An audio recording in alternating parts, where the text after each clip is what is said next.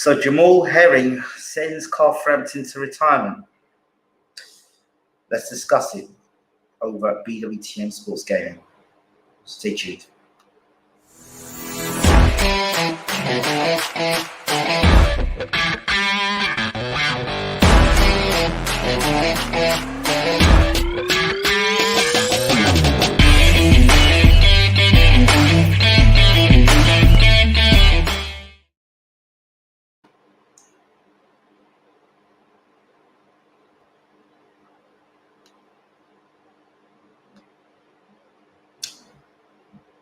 Good morning, good afternoon, good evening. Welcome to BWTM Sports Gaming. This one is another one of those difficult videos to do because, to be honest with you, I've been a big supporter of Framption. I think first time I laid eyes on Framption, watching him box in the Jackal, I remember doing something for Steve Wellings, his Irish yearly boxing publication, and he asked me the question. He said, Ingram, there was an interview I did there. I think that year I may have been at, I was in Ireland actually, doing a university in Ireland. And he asked the question in his publication, it was a set of questions he sent me. And he asked me the question, did I think that Framption could become a world champion and a superstar of boxing? I said, yeah, he's got what it takes. If he's well managed, he could definitely not only become world champion, but he could become a superstar, an Irish superstar. He wouldn't have did both things, and he has been a credit to the sport. The only thing I didn't like about Frampton's career is that after he beat Quigg, because it was an eliminator, he said the guy that beat between Quigg and Frampton, the winner of that would go on to fight Rigondeaux. But Frampton did all he could to swerve Rigondeaux throughout his career. So when they say Frampton faced everybody, I think people have got a short memory as to him swerving Rigondeaux. I thought that was a fight. So Rigondeaux had to move up 2 weight divisions to fight Lomachenko, which I felt was, I didn't think was great. He dared to be great, as they say, but I just think it was a big disservice to Rigondeaux, who I thought was great in his weight category, and I think a fight with Frampton would have got him a lot more respect. Win, lose or draw for Frampton, that fight against Rigondeaux, I still think that it would have given Rigondeaux a lot more recognition, and because he's such a talented fighter, I just thought he got robbed of a big fight there with Frampton, and I didn't like the way he swerved that. But anyway, moving on. The reason why I didn't do a pre-fight for Frampton versus Herring is this. You see, when fighters, not young fighters, not fighters in their prime, but fighters when they are at the end of their career, when they've been a world champion, when they've done the best that they can, when you've seen what they've done, their careers, they're in the twilight of their careers, particularly in low weight divisions. And they use the word R, which is retirement. When a fighter starts talking about the word R in boxing, and they're at the twilight of their career, or at the end of their career, and they use those words, if I lose this fight, I'm going to retire. They may as well say they've retired already, because on occasion you get the guy that says they're going to retire and they pull it off. But this has been a weird time in boxing with the other word, apart from the R word, there's the C word, which is COVID. And I don't know what it is, if it's me, but that's the second or third British fighter I've seen whose punch resistance has gone. Frampton, usually a very durable type of guy, looked, yeah, his punch resistance gone. There, Warrington's another fighter that looked like the same. And I don't know if COVID is actually affecting these fighters more than is being let on. I'm wondering if these fighters, once they've had COVID and they've contracted COVID, those fighters that we know, if they've contracted COVID afterwards, if they're the same fighter, if their punch resistance is still the same. So I'm going to keep asking that question. I don't know if Frampton did have COVID or not during the time, But if you did, then that would be asking more questions. So, you know, that's what I want to know about that. But anyway, moving on. So, Jamal Herring, he's been on BWTM BM Sports before. If you want to know a little bit more about him, you can check out the interview I did with him. Move trainers, move management, and this guy's in the prime of his career and very dangerous lightweight. One of the things that I noticed about Jamal Herring before the actual fight with Frampton is that left uppercut or right uppercut he throws. It's deadly. He's hurt so many guys with that uppercut. It's like the first punch you look at with Herring is that uppercut. Now I remember going back, Frank Bruno, when he went to fight Mike Tyson in the rematch. I always like to use cross references. Frank Bruno, when he fought Mike Tyson in the rematch,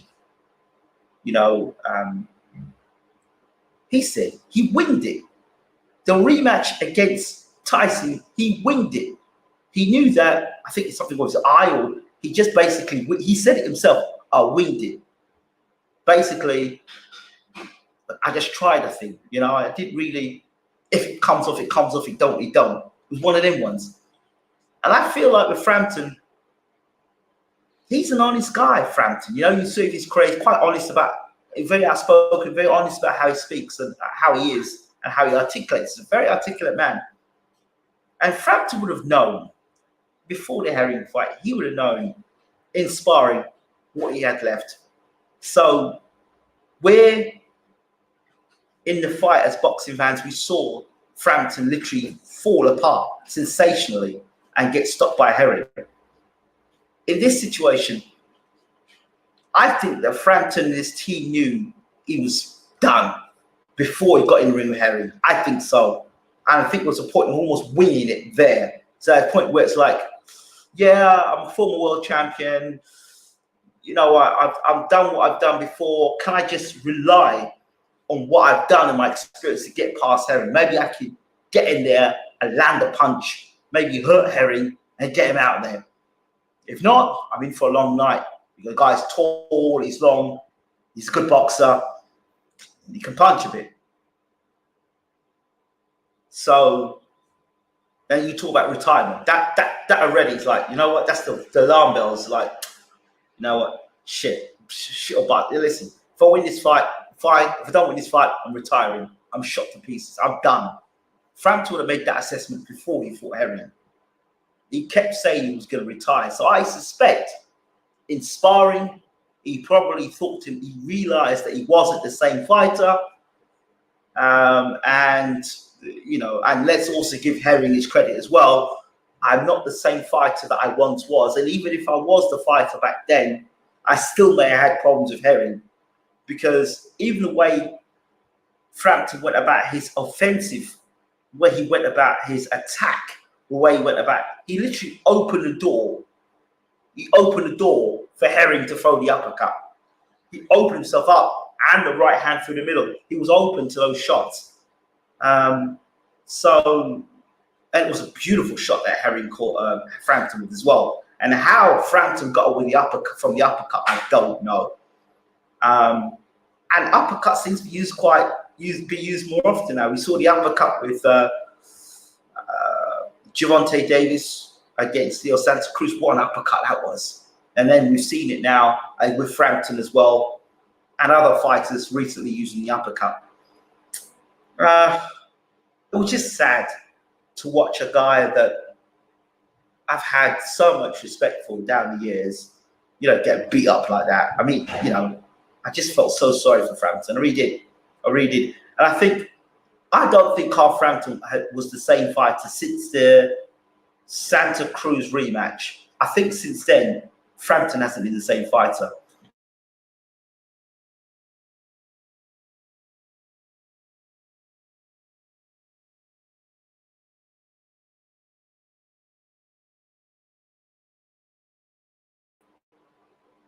Frampton hasn't been the same fighter. That's what I felt. He hasn't been the same fighter.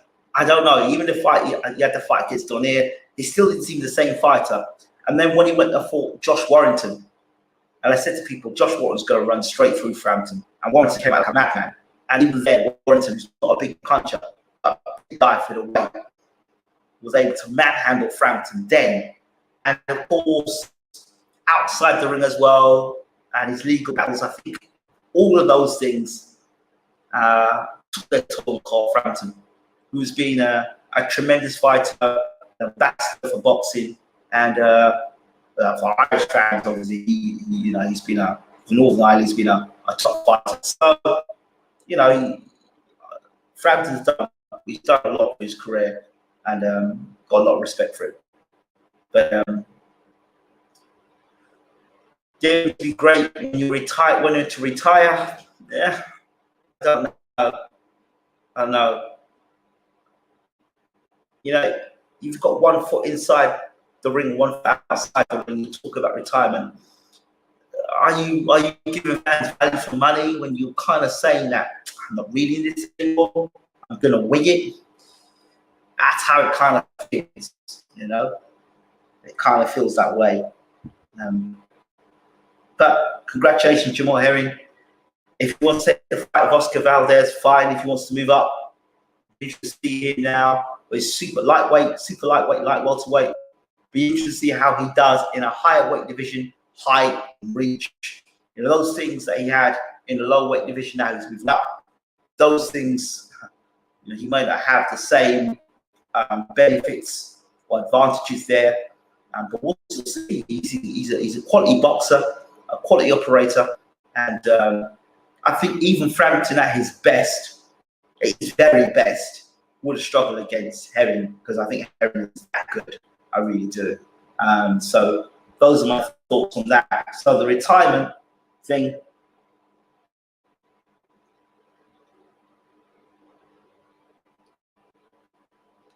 Let's see what's been said here. He says, 34-year-old two-weight world champion, house and land paid for, beautiful kids, grandkids sorted, job done. One last payday, not a loss. He's clocked life. Yeah, that's it. I've got to agree with you there. Frampton, Herring is a proper good dude as well. I know. I spoke to him. I said on the channel before. If you didn't catch it earlier, I've spoken to Herring before. Very nice guy, very humble guy, and yeah, like I said, that all that being aside, that really is a payday for Frampton. But what a way to take a payday, eh? I just, I still don't know how he got from that upper. But okay, moving on. Congratulations to Jamal Herring. Wishing you all the best moving forward. Carl Frampton, yeah, it's time to retire, my friend. I'd like to see you definitely do more commentating, more expert analysis.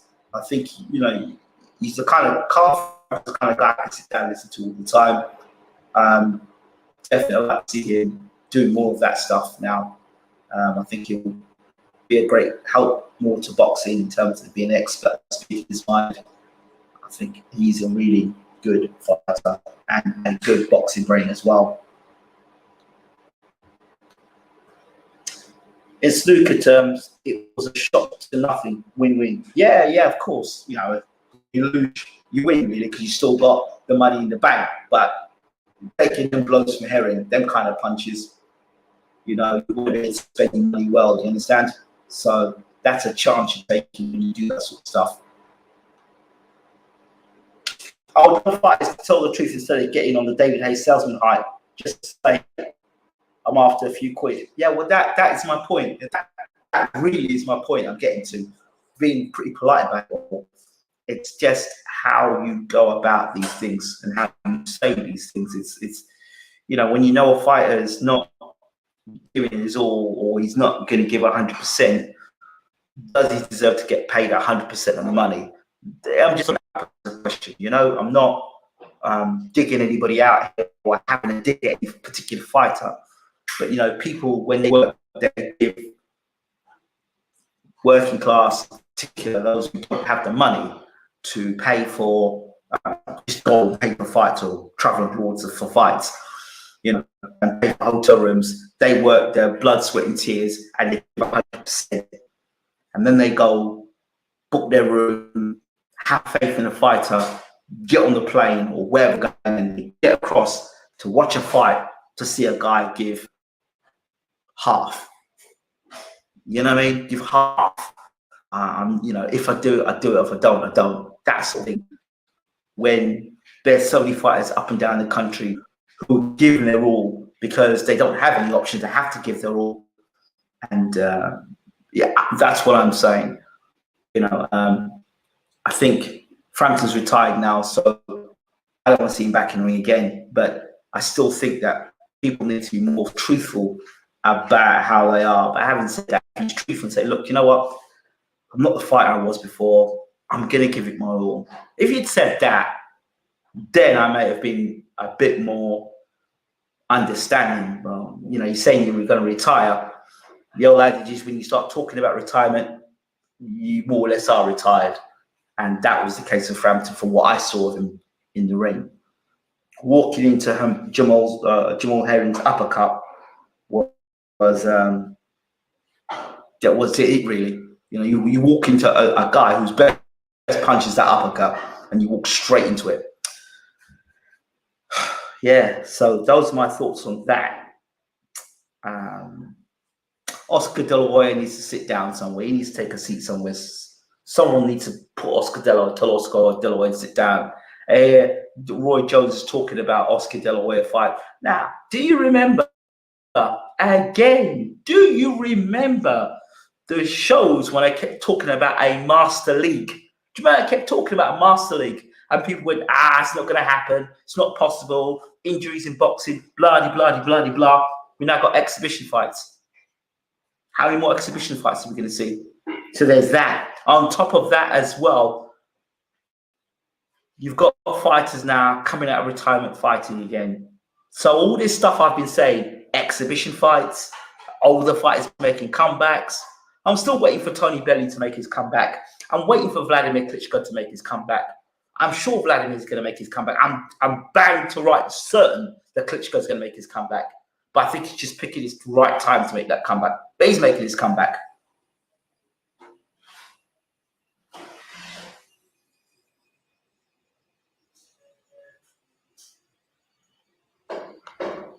What do you think of Herring getting cut in the same place again? Reckon that'll be the issue for him going forward?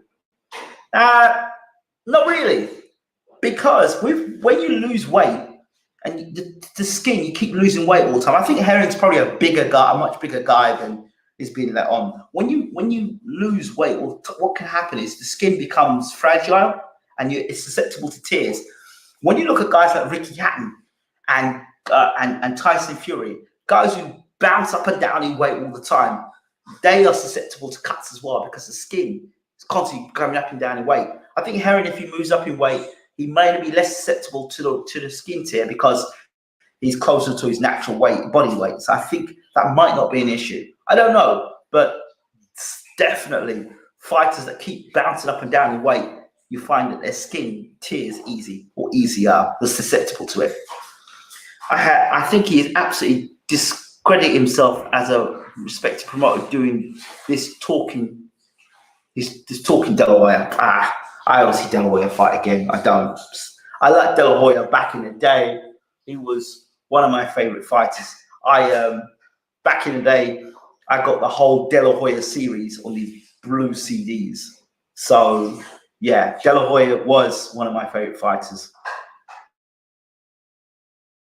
But he needs to sit down now. To be fair, De La Hoya wants young pros, not exhibition fights. Why not?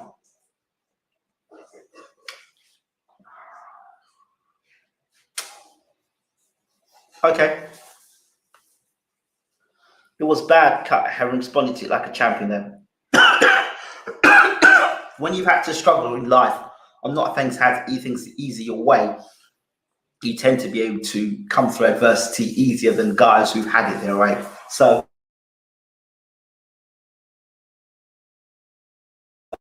Herring's been a guy who's had a tough, and I understand the journey for him and how he's able to overcome such situations. Right.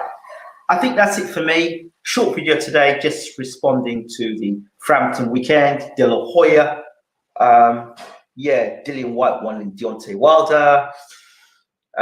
Callum Johnson's back, which is good to hear. One of my favorite British fighters. Let's see how he does back in the ring. And we're still waiting to hear about Fury versus Joshua. So that's it for me for now. Thanks for watching. This has been BWTM Sports Gaming. We're out. Take care.